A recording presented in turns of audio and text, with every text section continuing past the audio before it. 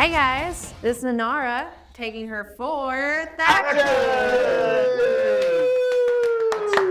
That's fantastic. Man, we had a fantastic episode that was kind of like the Inara show a little bit. Which one? But when we went shopping. Oh, the shopping art. Yeah. You gotta make it fun. I don't know. A lot of people kind of like don't enjoy that part of the role-playing experience. So, but honestly, it's probably one of my favorite parts, not like the shopping part. Yeah. But just interacting with all the different town characters and stuff.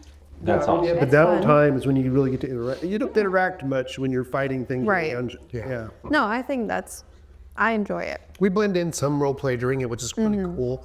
It's like Hal's amazing tying his backstory into like a failed will save. Oh yeah. That was just genius. That was, That's the fright check. Yeah, it was good stuff. yeah. And what was great about that was it would play out either way. Like if you had, you had the little flashback memory of the goblins and being scared, and if it was a successful roll, you overcame it. And in that case, it ended up being like a failure, and it was because it overwhelmed Plame, perhaps. Could have gone either way. Yep. And I loved how the dice can help tell the story because he rolled a 1 immediately after that. Yes. That was fun. Yeah, it was. I about killed myself. Yeah, took bleed damage. It was kind of insidious bleed damage too, because the first round it was just 1 point of damage, and then I think the second round was like 3 or 4, and then the third round it was 6, and I'm like, Yeah, that Quit bleed, killing It was yourself. like exponential bleed damage. Yeah. Yeah. Which kind of made sense in the story because you kept moving around. You kept doing things with your hand that was injured. Yes. Yeah, he sliced himself open and kind of vein yeah. or something. And then as we found out, persistent damage, when you might be in danger of dying, that's bad news bears. and to be scary. Yeah, you pretty much automatically get another level of dead Yeah. or dying, I should say. Failing. Yeah. Very, very scary. Very, very I've scary. been there. So- I've been almost dead. So the scenario where Plame is that, let's say, dying one takes as roll and stabilizes, but then the bleed damage hits. Does he go back to dying one? I think that's true. It increases your dying condition. I think you go to die if you get you go to dying fully healed. You go to dying 0 again. But if you keep on going negative and going unconscious, it goes dying 1, dying 2, because you became wounded every time. So you start at your wounded level for like +1 for dying. That's very dangerous. It's incredibly dangerous. And it could be fire persistent, it could be bleed, it could be persistent acid damage, anything persistent Persistent damage. is nasty. Deadly. And if you're coming from like 5th edition to Pathfinder, 2nd edition, like you have the same like the dying, like the death saves and stuff like that. But that wounded element in Pathfinder is what makes it a little more increased. It's more dangerous, yeah. Because the first time I played Dungeons and Dragons 5th, it was comical because we were just constantly getting knocked below 0. Then somebody would do a bonus action for healing, and it would just they just pop up like brr, brr, brr, brr. And I was like, Pathfinder feels a lot more realistic. yeah, scary. Like, but it's good because it doesn't like take you out of the immersion of the game. that risk, that feeling of actual risk, really makes the battles a little more edgy. And, It makes them scarier, man. absolutely, yeah, I like it Yeah, no, it's fun. because then you feel like you've actually survived something and that it wasn't just You were just rebooting like a video game. You were correct. Yeah, because you don't just come back. You come back wounded. You come back Yes. with penalties. Trauma. You get trauma. And we are a party of trauma. We could talk more about that later. But Yeah. we are, and that's not to say that 5e isn't great. Like if you want to be superheroes and just have a fantastic time of being heroic and, dun dun dun dun, there is probably no better game to play than 5th edition for that feeling of heroism. Not that you can't have that in Pathfinder too, but Right. Correct. And you can still die in Dungeons and Dragons you edition. can. oh yeah, That's out there. Playing a paladin in 5th edition feels amazing. It really does. because they're so incredibly powerful. But you can still die as a paladin in 5th edition if you. Don't believe me? You can ask Michael Cross. From Red Dirt D&D. Yeah. Too soon? Nope. No. Yeah. That was a very impactful death too. Speaking of death, Spoiler. Yeah. speaking of death on a pale horse, episode 38. Whenever they have a freaking horse that comes charging up out of the tunnel, like, oh my gosh. Yeah, it's kind of weird because you guys don't remember a horse being buried down there. At that point, I thought we are in big, big trouble. And then this kind of bleeds into episode 39 and 38 and 39. But then Stagrim and Inara, and I think maybe even Plame one time, just start going to crit town. There were natural 20s. There were 10 over the dice range. It was amazing. We've been very lucky with like clutch attack and damage rolls. Like when we were like really like, for instance, when we were stuck in that room with all the lictors, we were very, very, very weak. We had like, one hit point for me, 1 hit point for Stagrim, I think. Plame was down to like 4 or 3. Yeah. Inara was down to like 6 or 7. Inara, I think, if I'm remembering correctly, like didn't really miss any attacks. No. Like she just kept running through them. Yeah, thank I don't goodness. know. Yeah, But- we flirted with death on the reg. Yeah. I love That, that was a hell of a boss fight. Yeah, it was. Yeah, and that was, by the way, that was meant to be the boss fight for that level. Oh, really? Yeah. Okay. I didn't really feel like a boss fight. I'm just kidding. And there's a player that just missed her wisdom save. Taunting the DM, very The brave. DM just gave me, and I want to talk about it, something I'm very excited for. Striking Rune on the weapon, which apparently we're not supposed to get really till 4th level. Yeah, I was just going to ask you when you say, like, gave you, like, yeah, so. Well, he allowed it to happen. I allowed you guys to buy that. All magic Very, items very and runes excited. in Pathfinder have levels attached. And one, that's the level a caster has to be at to make it. So like if you wanted a level 8 rune etched on your sword and you only got a level 6 caster in town, well, you're out of luck. You better go find a better caster. So we just got lucky, kind of. Yeah, we were lucky that the elven lady there at Shaylin's Smile has decent levels.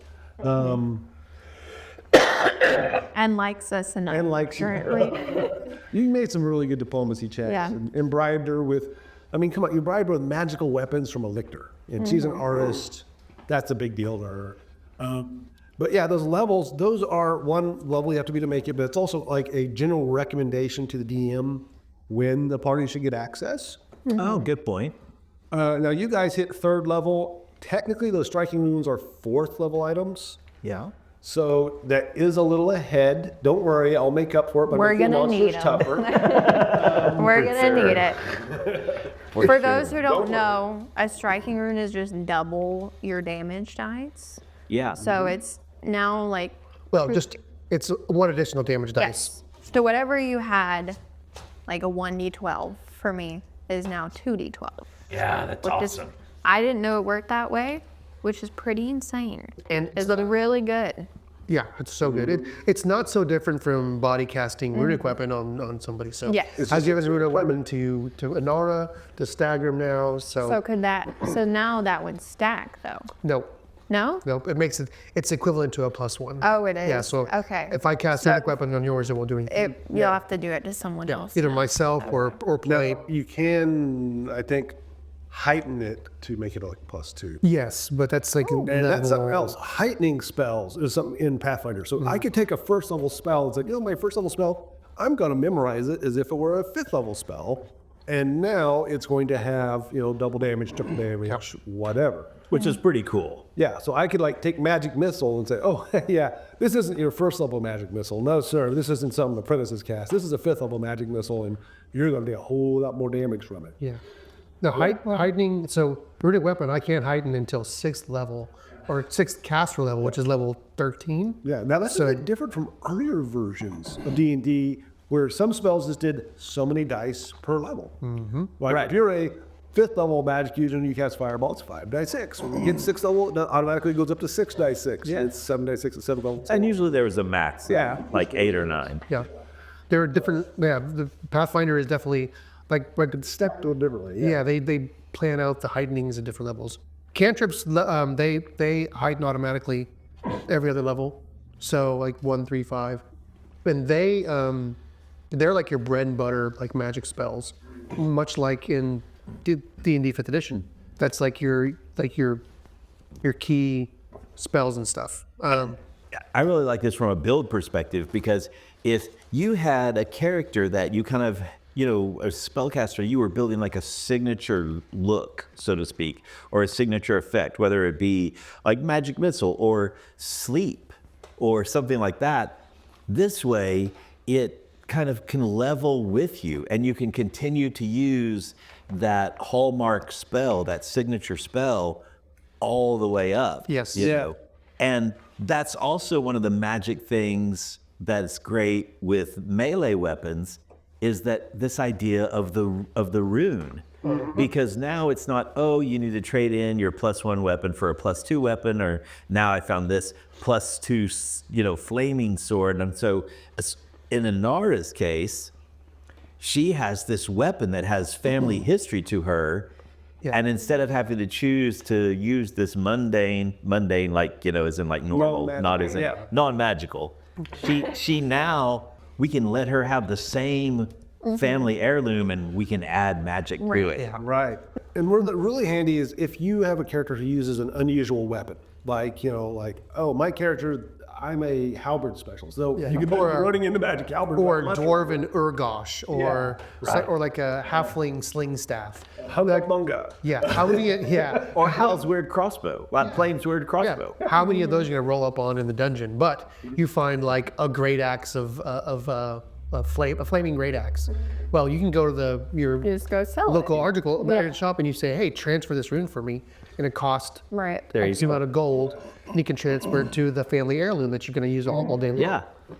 Family heirloom. Go. So I was just going to say, by Inara's ideals and character, there is absolutely no way she would ever use any other weapon. Yeah. So, like, She would never leave that. even sword if behind. it was like a negative to her damage and stuff. Yeah, you tried to use that flail like in the first couple Well, episodes. a You're like- little bit. You're like, because, nope.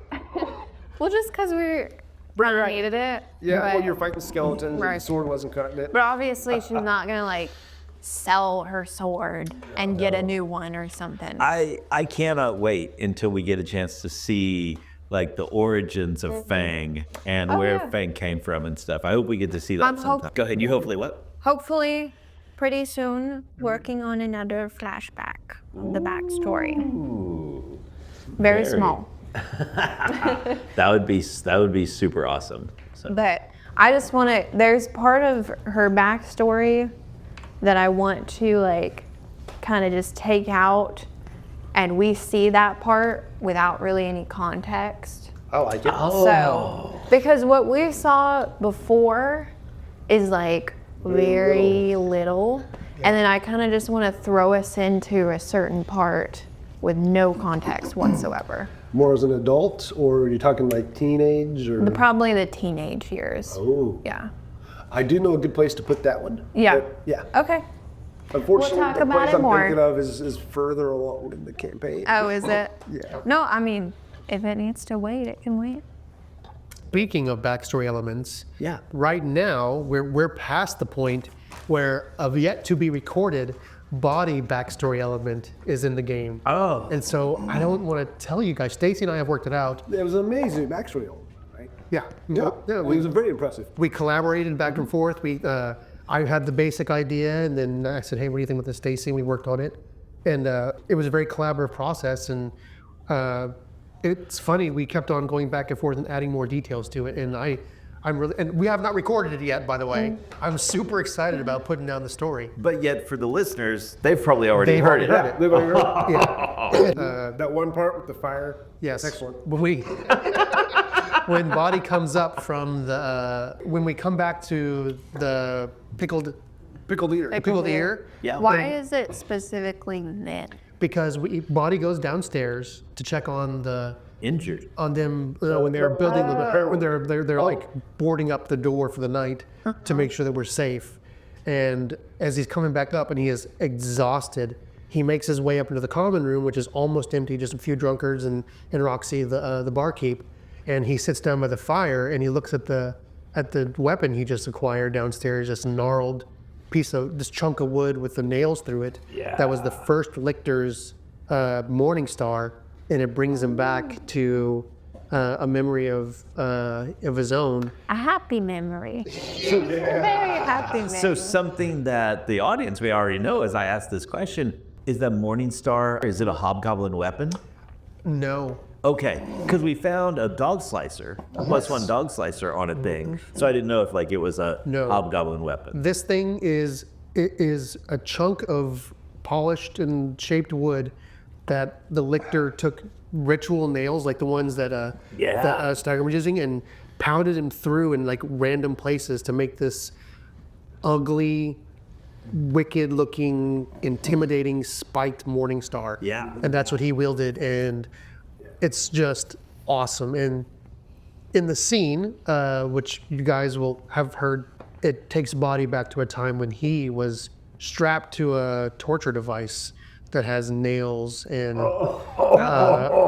you learn about where some of his scars come from. Yeah. Yeah. So like right after that, when we talk about going to sleep and you see Yeah, we do get to see those bodies scars. like scars and stuff like that, the scene we're going to record will give you some context to that. Yeah, and so we know that Boddy has some type of scarification tattoo of his rank, of his troop. I don't know what you've talked about yet. It's something from his Hobgoblin Warren days when he was part Yeah. of the Militaristic Society, but we have not quite delved into what that symbol is yet. Yeah. And the dice tell the story in that Fawin recognizes it as a military insignia, Yeah. but not much else. Right.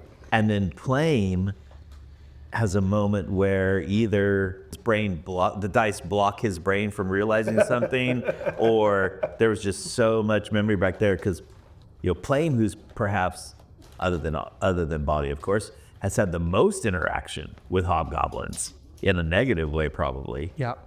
He doesn't recognize it. But I didn't recognize it. No. So it wasn't one of the ones that may have been burning in his mind from seeing it during bad times, but he does recognize the style of it at least. So, yeah, it could be interesting role play between them about that.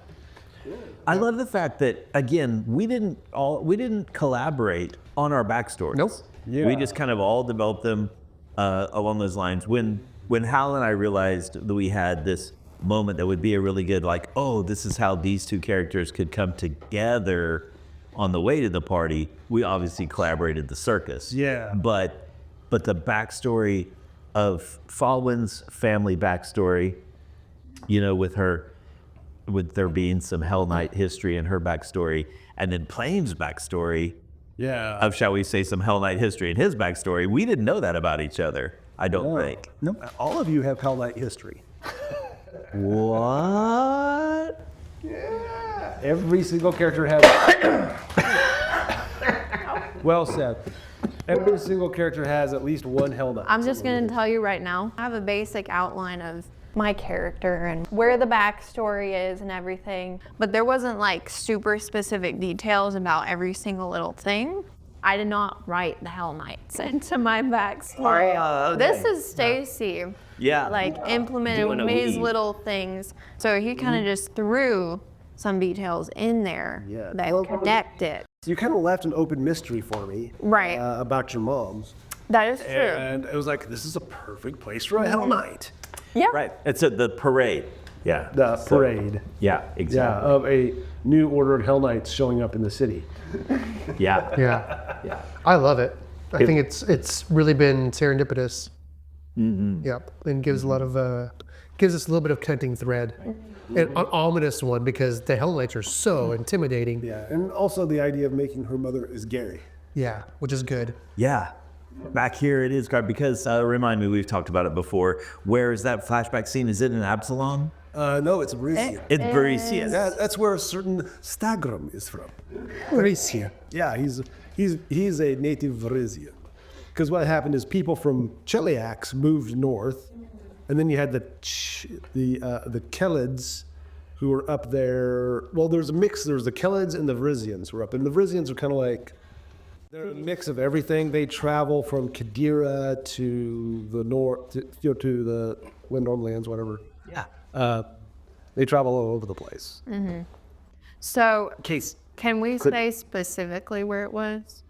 Yeah, I think it was said. Magnum. It's Magnamar. Oh my gosh, I love Magnamar, the city of monuments. Yep. Oh my goodness. Pretty cool. You nerds. Of course they have a gladiator arena in Magnamar. And this is actually in the lore, the local militia will sometimes hold mock gladiatorial fights to raise money for charity. And so there's the flashback. Her father is fighting. He's fighting for charity. Yeah.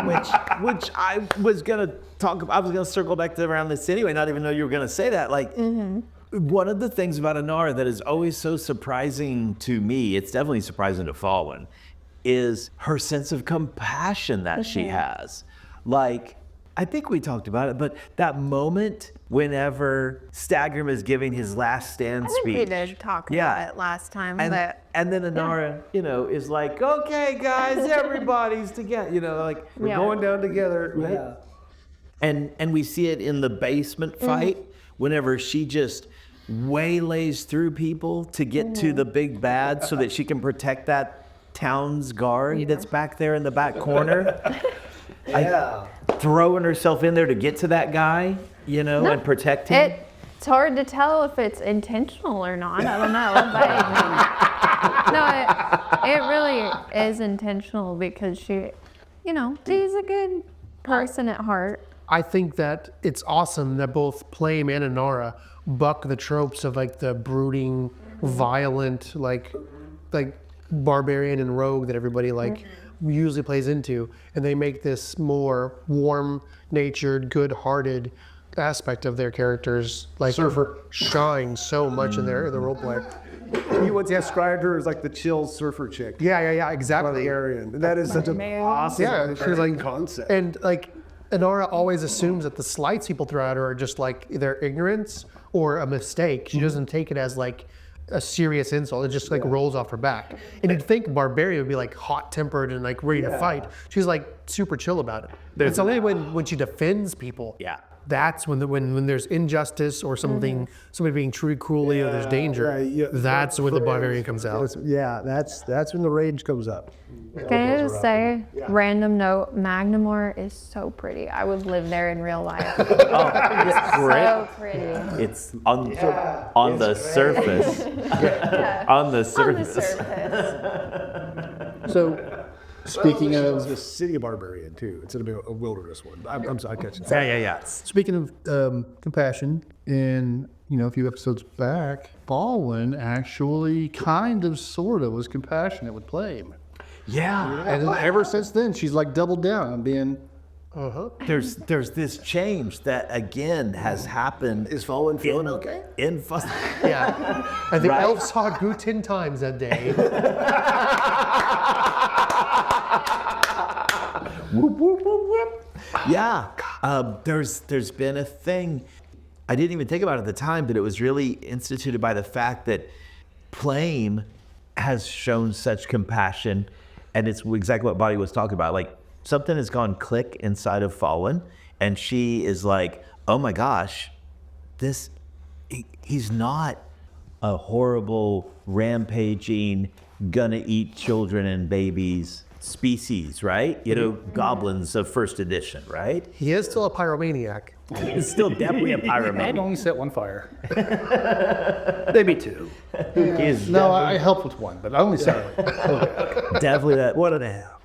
So and then my second follow-up with that though was and maybe I'm misremembering, but kind of seems like since then Fawin's kind of doubled back to protect herself and has even gone harder into the haughtiness. Yeah, there's definitely the haughtiness has shown up, kind of redirected toward Inara a little bit. Yeah, right. In some moments with that. The condescending nature that you throw at her, and she kind of And then she calls you on it, right? Yeah. It's like awesome. It kind of seems like when you talk to me, you talk to me differently than you're talking to everybody else. That was awesome. I was like, oh yeah. And of course, Fawin's inside brain is because you're dumb, girl. And I need to say things in easy terms for you to understand. I thought inside brain was saying, "Wow, she actually caught it." Yeah, it's awesome. No, but then she doesn't really get upset about it. No. Because like we talked about in the last episode, it reminds her of her sister. Right, which is another fantastic moment. Yeah, her sister was also condescending and obnoxious. Which Brook, as the player's going, wait, so Pris is a nickname then? Like you called her Pris because she's prissy and it's not her real name then. I thought maybe it was like Priscilla or something. But You don't get to know. we don't know yet. But We don't get to know until she tells us. that's right.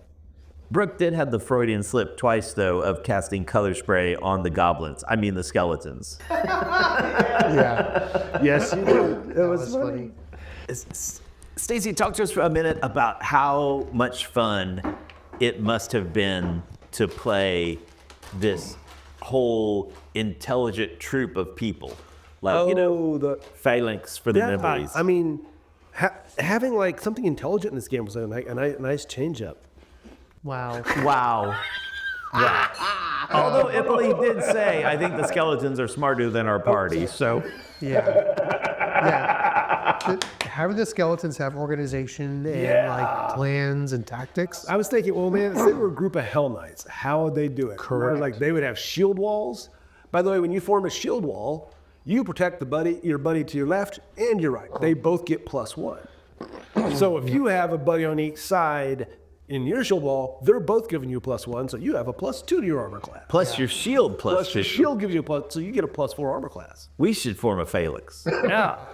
Is that right? Am I saying the word right? Phalanx? Yeah. It's one of those words. In a minute. You read it and you think you know how it sounds, and then you go look up the. Yeah. I say phalanx, but it could be flanks. So I decided to go with some old school medieval combat tactics. We're going to make a shield wall, and we're going to get some pokey things, and we're going to Halberds with reach to come over the top. Yep. Yep. And it's very intimidating to see that kind of like organization from your enemies. Yes. And we usually think of medieval combat's all being fought with like swords, but actually pole arms were the most common weapons on the medieval battlefield. Spears, halberds. For that very reason, because if this guy up in front of you is fighting someone, I can stand behind my buddy and still stab past him and help him out. And the common soldier carried spears to defend against horses and things. They'd raise a bunch of spears to one horse. Yeah, and it's a little metal head with a big long wooden shaft, so it made it much cheaper than a sword, which is solid metal. Yes. Now, we tend to think of swords because swords only weigh 2 or 3 pounds, about as much as a pistol weighs. And so when knights and noblemen would go out, they would always pack a little security with them. Yep. The way somebody might maybe, conceal carry a pistol, or you can't conceal carry a longsword, but you could carry it because it's about the same weight. Yeah. Yeah. And then also another big misconception is people think these things weighed like 20 pounds. No. Maybe the big like Zweihanders and They line Honda. Yeah, those were like about 8. yeah, like William Wallace's sword is like only like 8 to 10 pounds. Yeah. Yeah, and that's like the top end. Yeah. That's a big old claymore. Yeah, but when you think about it, that works out to 4 or 5 pounds per hand if you're using it two-handed. So Now, some of the in battle, like battle hammers, people like you see war hammers in video games or in fantasy art. those things are It's like a big old haft with a giant like rock on the end of it that weighs like 50 pounds. But then you go look at medieval times and it looks like a wood hammer. That you'd use like to go in defense with a spike on the back of it instead of they're very long handles and they're made to pierce through armor. yeah, that's the spike on the back, so you flip that around and that goes right on through. Yep. And they're still heavy, like 6 or 7 pounds, but you can't swing a giant, like massive stick with a stone on it. And in combat, but a couple times before someone sneaks in with one of those swords and stabs you in the guts a few times. So Yeah.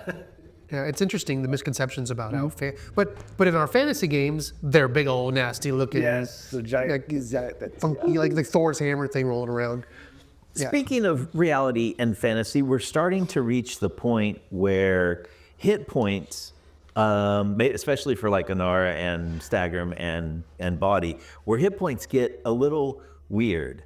Like, whenever you're first level, and I think if I got stabbed with a dagger twice, I probably have less than 8 hit points. I could bleed out and die. That makes sense, right? Yeah. But then when you get into 20 hit points and 30 hit points and 50 hit points, are you telling me I could get stabbed, 10 times with a dagger and still? I mean, that's fucking possible. He's rolling crits, right? Yeah, but that's like getting stabbed in the heart 5 times and you're still going. So So what's your take on hit points? Do you think hit points represent more than just like life essence, your lifeblood? They have to.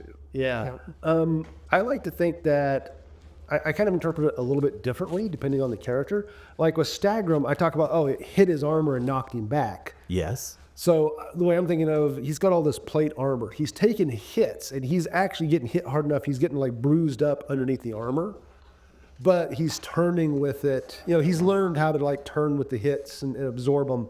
And so that 10 hit point chop, if he had been a first level character, they'd have just killed him.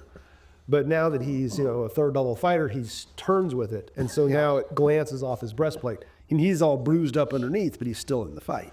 Just like your attack rolls increase over time, your proficiency in weapons increases as you level up. So does your AC, and so do your hit points. So your battle worthiness is increasing, and it takes your toughness that you already have and multiplies it. That's why your Constitution modifier gets added every time. That's the way I looked at it over time. Like, I do it by kind of hiding it as sort of a quote unquote damage resistance in the armor. Well, I mean, if you talk to an MMA fighter, but this is kind of weird, but there was a street fighter named Kimbo Slice. Oh yeah. Who tried to become an MMA fighter, and he was a heavy hitter, bruiser, and like his punching power and skills were great, but he just hadn't been in the ring and been battle hardened like these professional MMA fighters have been. So he gets in the ring and he's kind of got a glass jaw. He doesn't know how to. He doesn't have the hit points yet. Yeah, he doesn't have the hit points. So even though he was a skilled combatant and he had a high attack bonus and do a lot of damage. So part of that, being, and of course, if you do martial arts, taking falls, right, taking rolls. You get better at absorbing that. It doesn't come as a shock to you. You know what to expect. You can roll with the punches. Yeah. So hit points are maybe like whatever your first or second level hit points are. That's your real life physical. Yeah, and everything else is like fatigue or skill in handling the weapon. Yeah, like I said, and I would interpret it differently. Like I said, a fighter, the armor with a rogue like Plame, I'm assuming he's dodging and spinning, maybe getting exhausted as these things are coming at him. Yeah. With a spellcaster, it might be that, or it might be some magic, a little extra magic, a little extra luck, maybe. Yeah. For certain spellcasters, fate. You're just using up your luck every time you're taking damage. Yeah. But yeah, like barbarians, fighters, monks, maguses, all the melee classes, it's thought to be that they're practicing and doing the things that make them tougher over time. Now, bigger muscles. Bigger muscle, thicker hide. Yeah. Thicker hides. But in some game systems, My emotional hit points are really high. I'm getting a lot of damage. It doesn't. Emotional, babe. So there are other game systems, like I played in White Wolf for a long time. They don't have hit points. You all have like wounded boxes, and you just have your defenses increase, so you avoid damage more often. But the first couple of hit points are like it's like minor damage, but it tells you what level of injury you have, like wounded, and then it goes to critical wounds and stuff like that, and all of them have negatives associated. So as you take damage, it's not just your hit points going down; you're getting like negative modifiers to your ability to do things yourself. Yeah, your skills are going down. Correct. Oh, that's wild. So it's like it's a built-in debuff as you get hurt. So you want to stay healthy as much as possible. Yeah. That's a fun way to do it too. When you don't have class-based systems, or I should say level-based systems, like Pathfinder and D&D, you can't really use hit points the same way. No. GURPS is like that too. Your hit points is your health score, basically your constitution. Yeah. It stays that way. So you got a 12 constitution, you got 12 hit points for the rest of your life. No matter what level you're at. But as you gain skills, you can get better at dodging. What they allowed you to do is if you have a weapon, I can fight defensively. And so basically I can use my weapon skill in place of my dodge to deflect things. Yeah, it's parry things. And which I think is really nice. That's kind of realistic, I think. It's cool. In the game, none of it can be done without our dice, though. Yeah. No. All those skills come down to a gut dice roll. How many dice? How many dice do you have, Brook? There you go. Oh, well, so I used to, actually right now for today, and every time that we play with Wayfinder Legends, I just have my Fawin dice from SDOA Gaming, and then I have 3 additional D20s. So, and that is my red dirt D20. It's got the red dirt logo on the 20. The beautiful purple with foil on the inside dice that I got from Dice Slayer at one of our live shows. Nice. And then also from one of our live shows, Rachel gave me a dice. And, and so those are my 3 extra D20s that I have along with my Fawin set. And that's all that I bring here. I'm like, if these dice aren't hot, I'm in trouble because this is all I bring to the Wayfinder sessions. But at home. But yes, I've become a Dice Goblin. But I want to ask other people first before we talk about that. Like, how did you start with? That's a great question, Stacy. Well, today I brought the SDWay, EST, how it's spelled, SDWay, dice that they very kindly gifted me when I started game mastering this. Yeah, thank you very much, SDWay dice. SDWay, you're awesome. These are beautiful purple and kind of marbled dice. High quality dice. Are those metallic? I mean, as far as like, are they metal dice or are they just weighted? They're resin. Okay, go. Cool. And then today I brought with me, I call them my Pathfinder dice. This is a tube of polyhedral dice I picked up when I first played Pathfinder 1E. I had a character I used these on, and they hate your characters. Do not use them. Yeah, I had a game where I never once rolled higher than a 7, but I brought them anyway just in case I needed a backup. And yeah, when I first started playing, I had one set of dice I used for everything. And then as time's gone on, I start acquiring dice. Like I have a pink die. There's a female fighter character, and I have the sparkly pink. I call it my pretty princess dice. I use for her. They actually roll good for her. So, Hal, in a earlier episode, you mentioned you have to use you quote unquote have to use a particular die for your perception checks. I mean, I don't have to, but I have some nice dice that have the little eyeball inside that I picked up at con from, SDWay Gaming. Makes sense. An eyeball for perception. Perfect.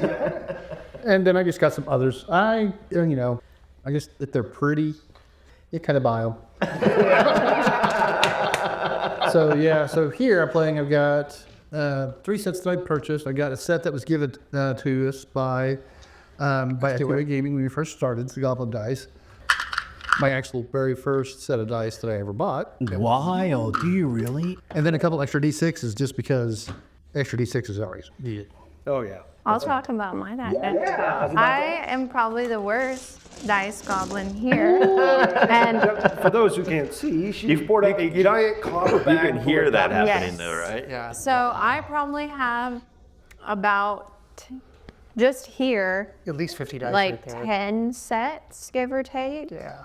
The dice for me are kind of sentimental because there is one here.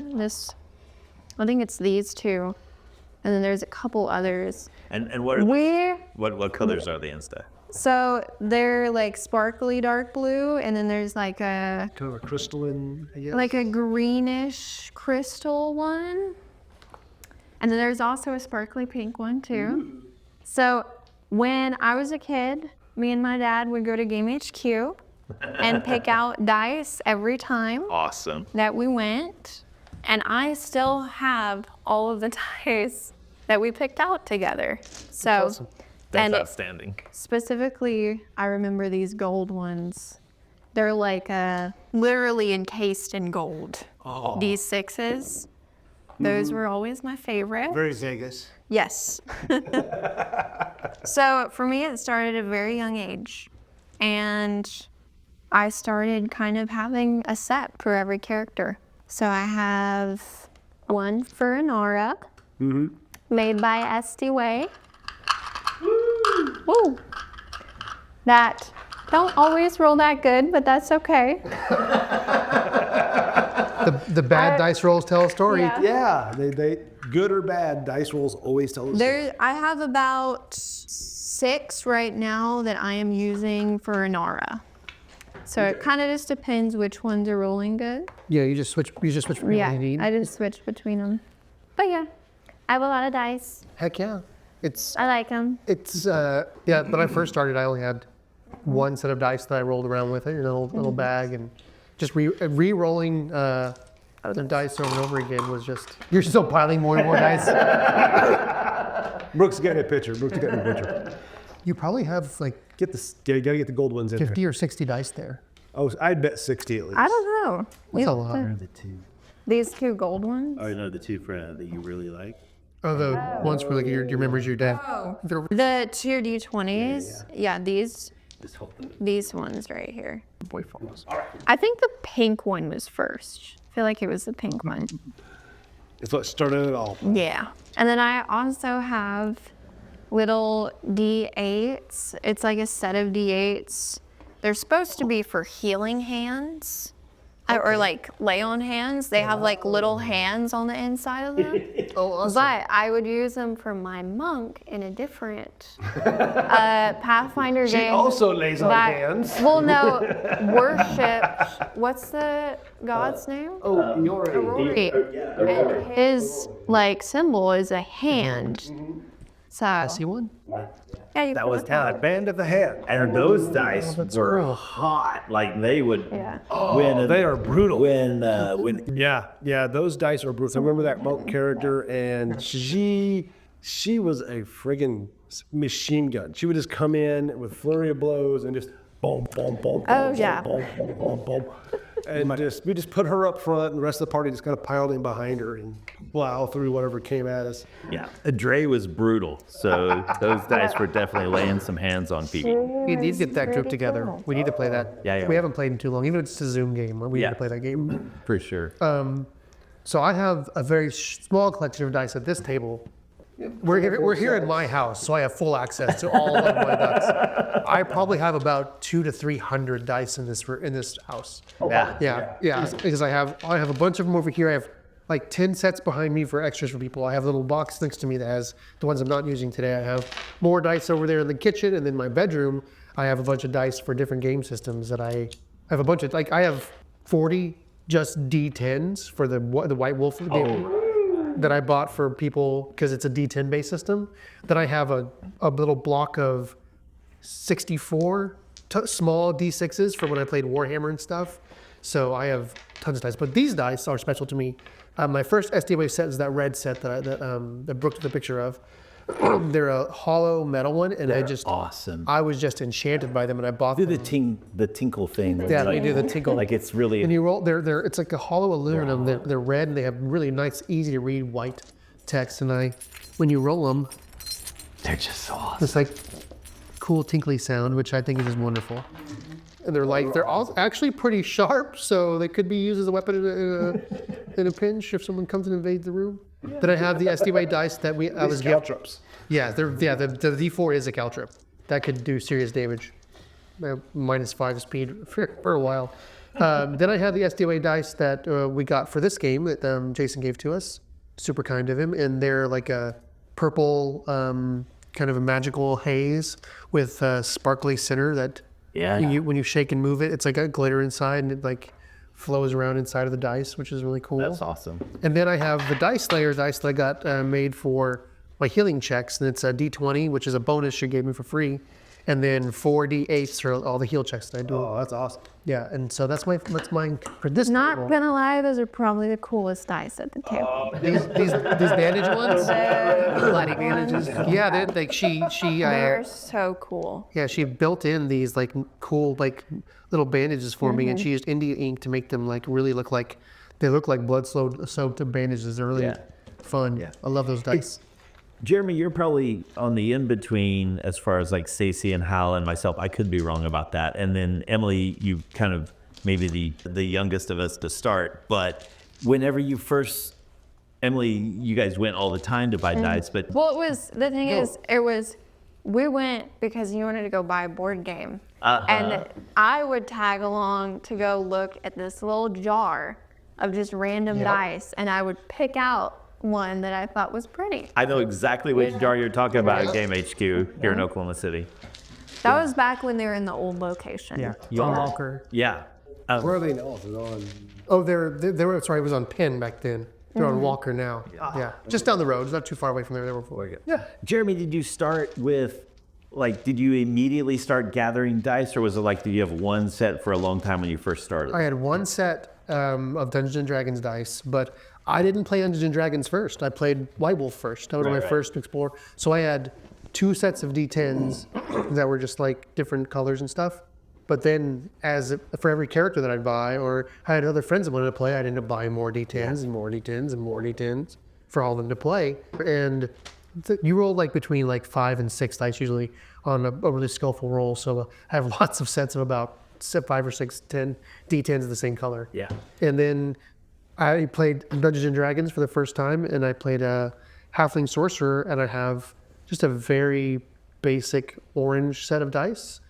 I like dice that are easy to read. There's a high contrast between the surface and the number. Yeah. Yeah. And so Especially as I get older.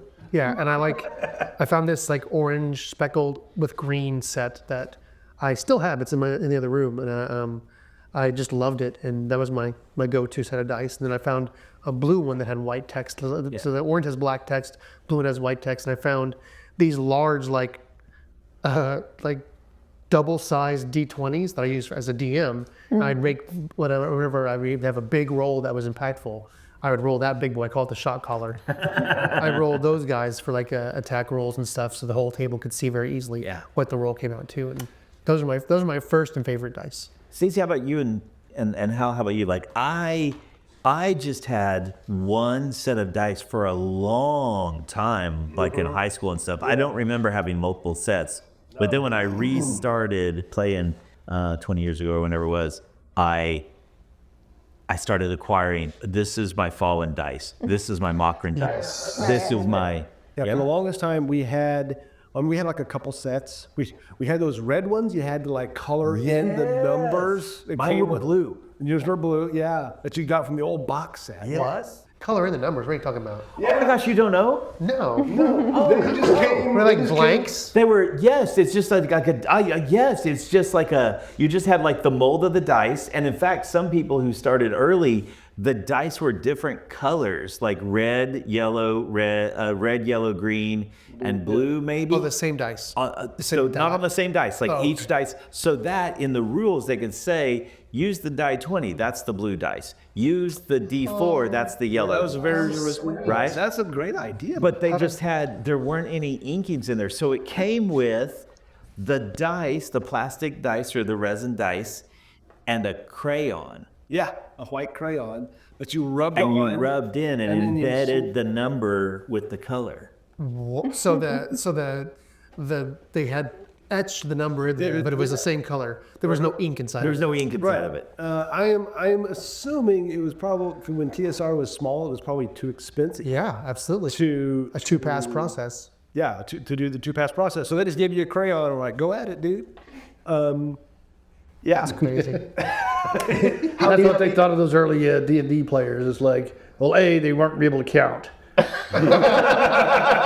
And B, they're going to like to use crayons, and maybe the most fun they get out of it. Let me tell you, those things did not taste good. Did it have, I was going to say, did it have do Dice or not, the crayon? was do not eat printed on everything? This is not candy. This is not gum. I'm actually kind of surprised you don't know that. But that's super excited to be able to share with everybody. Yeah, it's like a just enough of an age gap, and like when we started playing Dungeons and Dragons. Did you not know either? Okay. And real old school, they used to have a magazine called Dragon. I think I mentioned this before. They used to have a magazine called Dragon Magazine. They put out every month. Yeah. One of their earliest articles was called "So the Dog Ate Your Dice," and it's for people who either lost their dice or are having trouble getting them because I mean they were hard to get at one point in time. And it's like, here's other methods you can use to randomly determine a number.